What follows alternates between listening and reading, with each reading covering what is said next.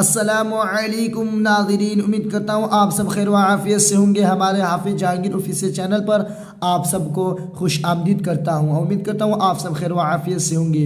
आइए एक अच्छी वीडियो के साथ आपके सामने हाजिर हूँ। मस्जिद से निकलने की दुआ, जब मस्जिद के बाहर निकले तो कौन सी दुआ पढ़नी चाहिए आज हम याद करेंगे। आइए वीडियो को शुरू करता हूँ।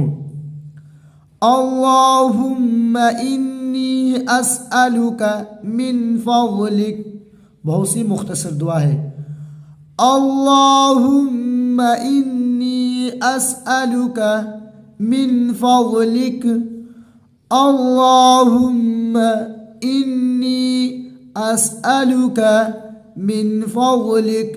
उम्मीद करता हूँ वीडियो आपको अच्छा लगा होगा। वीडियो को ज़्यादा से ज़्यादा दोस्तों में अपने शेयर करें, लाइक करें और चैनल पर नए हैं तो चैनल को सब्सक्राइब करना ना भूलें। चलिए फिर एक अच्छी वीडियो के साथ मिलते हैं। वीडियो के लिए शुक्रिया। जैसे कि अल्लाह दुआ में याद रखिए।